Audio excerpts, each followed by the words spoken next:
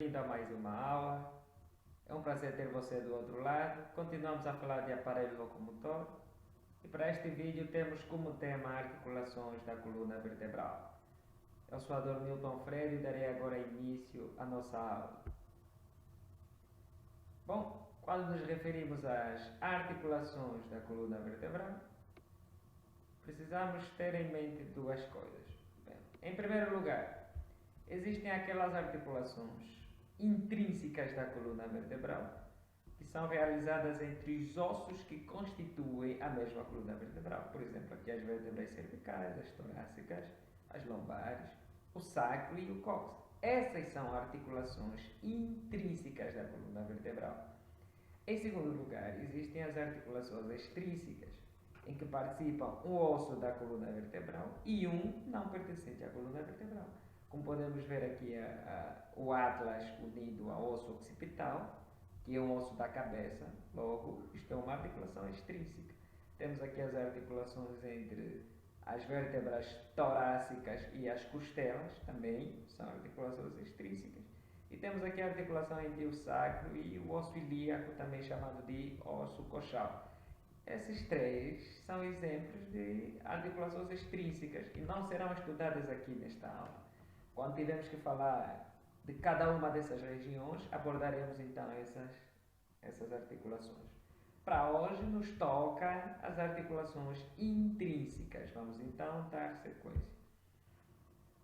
Na aula sobre introdução ao estudo das articulações, vimos que existem três tipos básicos de articulações: as articulações fibrosas, as cartilaginhas e as sinoviais. E aqui na coluna vertebral vamos encontrar representados os três tipos básicos de articulações.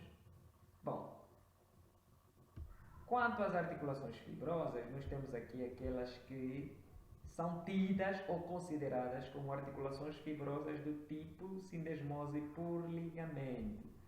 Temos aqui várias estruturas que fazem essas articulações. Temos aqui o ligamento longitudinal anterior, o ligamento longitudinal posterior, os ligamentos amarelos, os ligamentos interespinhosos, ligamento supraespinhoso. Aqui são todos exemplos de ligamentos que vão fazer aqui a tal articulação fibrosa do tipo sindesmose por ligamento. Numa outra vista podemos observar melhor aqui os ligamentos amarelos. Podemos ainda ver aqui o ligamento longitudinal posterior e o ligamento longitudinal anterior.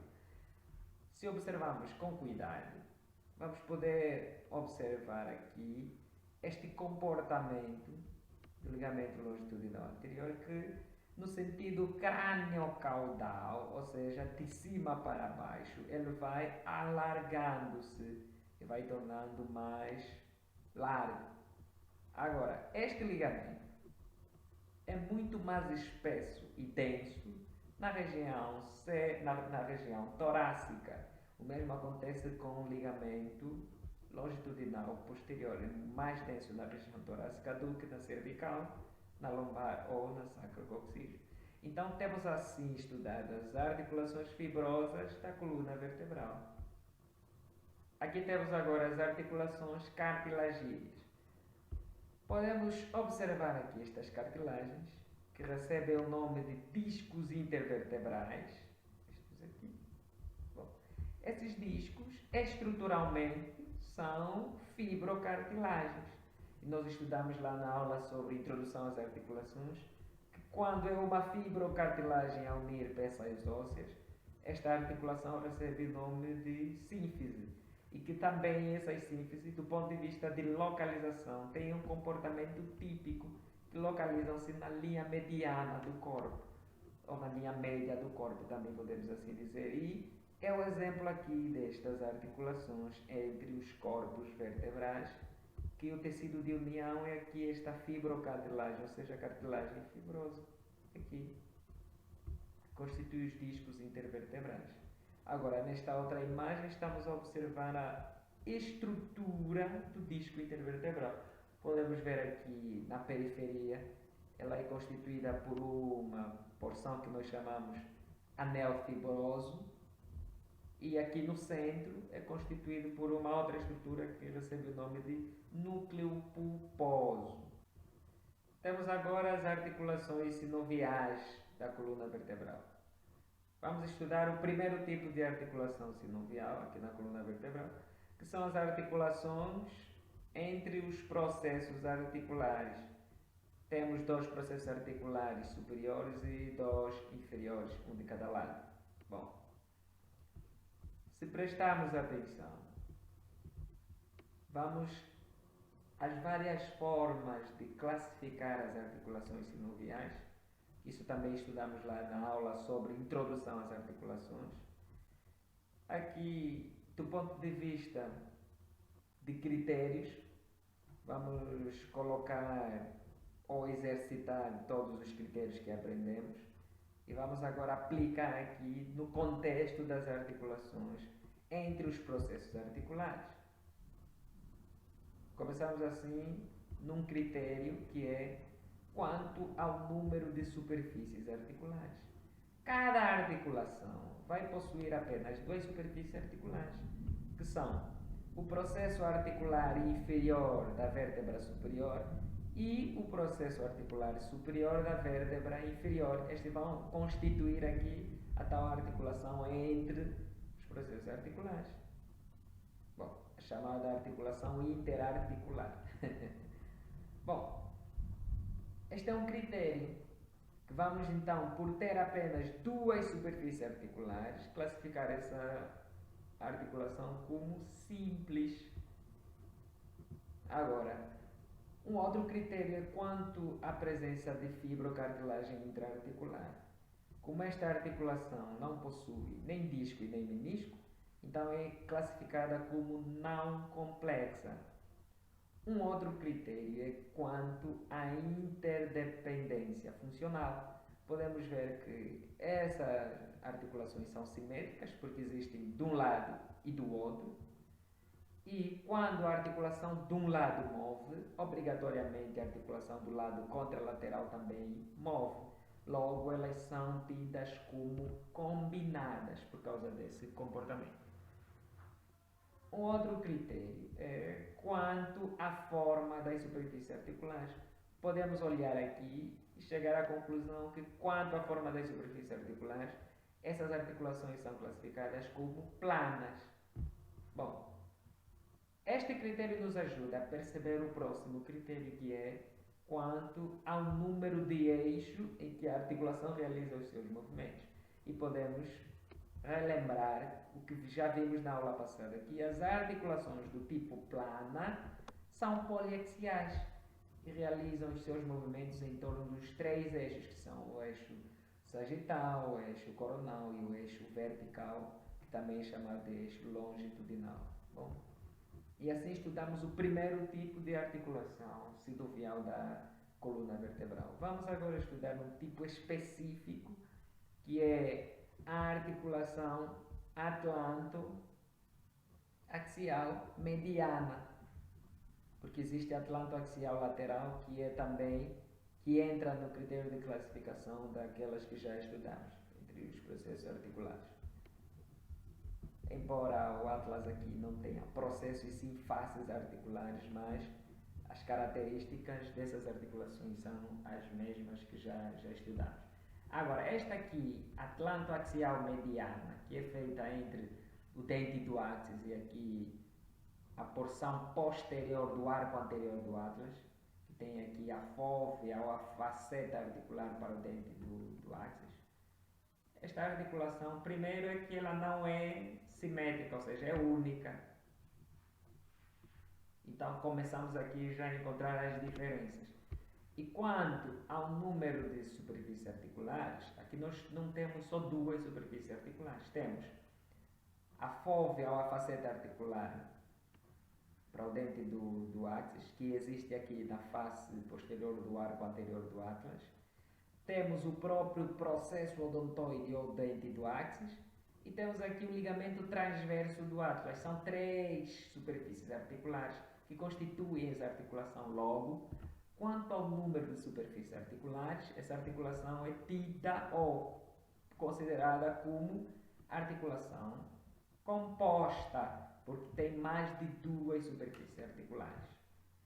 E quanto à presença de fibrocartilagem intraarticular, por não possuir disco nem menisco, então é classificada como não complexa. Podemos ver aqui que a cavidade sinovial não é ocupada nem por disco nem por menisco, então é não complexa. Quanto à interdependência funcional, lógico, é não combinada, porque primeiro ela é única, é só mediana e não existe de um lado e do outro. Então é não combinada.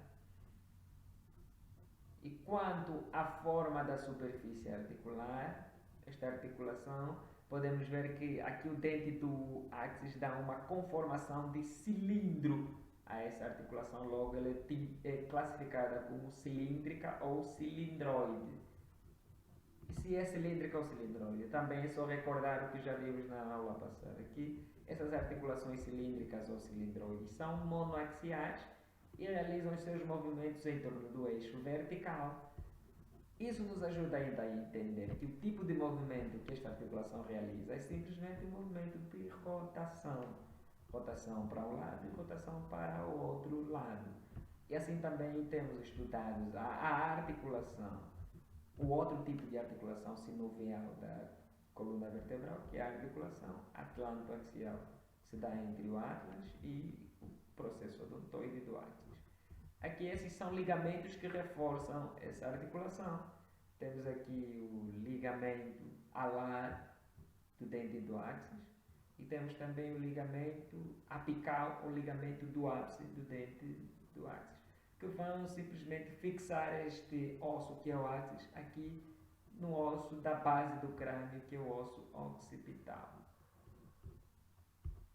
E aqui temos a coluna vertebral já articulada, quer dizer que depois da articulação nós podemos encontrar estruturas que surgem aqui como resultado dessa sobreposição das vértebras. E vamos estudar agora o comportamento da coluna vertebral já depois das articulações, por exemplo aqui numa vista anterior, aqui numa vista posterior e aqui numa vista lateral.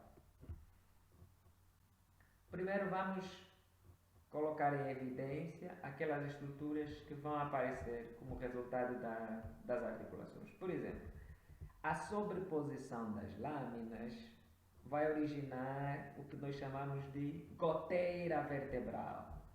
Essa goteira vertebral merece um bocadinho de atenção e importância, porque aqui vamos localizar um grupo muscular que são tidos como músculos próprios do dorso, serão estudados já daqui a pouco, e vão localizar-se aqui mesmo na goteira vertebral.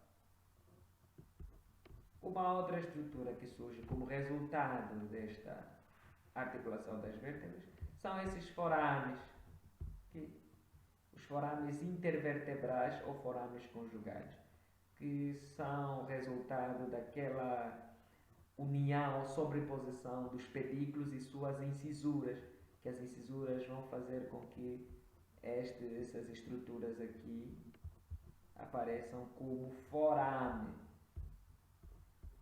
E esses forames são importantes porque é por aqui que se dá a passagem dos nervos espinais, aqueles nervos que estão conectados à medula espinal.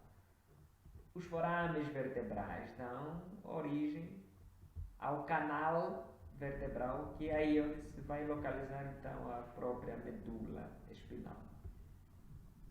Bom, essas são estruturas que vão surgir como resultado da sobreposição das vértebras.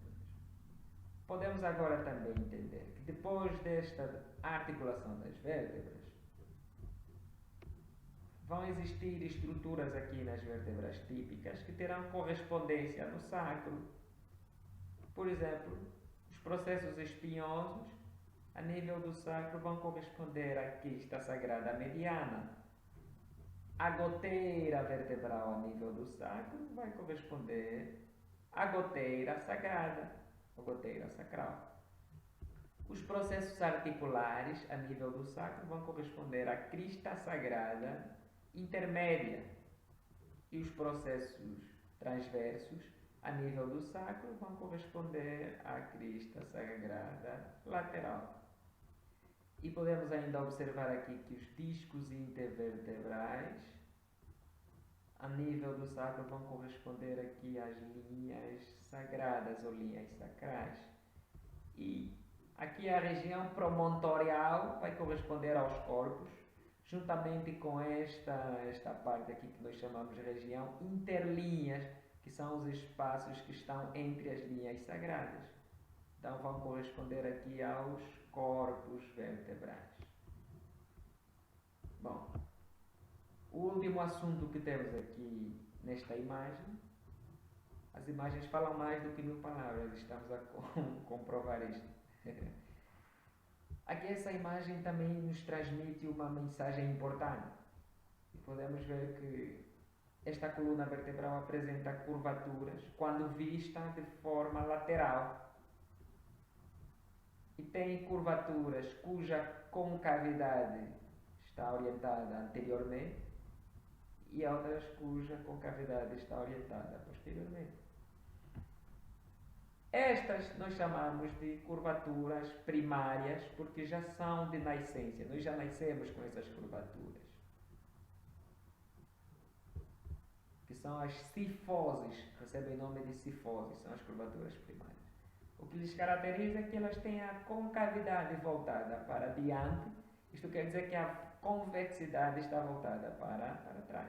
E ela predomina nas regiões torácicas e sacrococcígeo. Depois que nascemos, quando começamos a adotar a posição em pé, ou seja, a posição ortostática, então como compensação aparecem aqui outras curvaturas, que são as curvaturas secundárias, curvaturas de compensação também. E o que lhes caracteriza é que elas têm a concavidade voltada para trás e a convexidade voltada para diante. E recebem o nome de lordose, que são as curvaturas secundárias, né? Concavidade para trás, convexidade para diante. Predominam nas regiões cervicais e região lombar.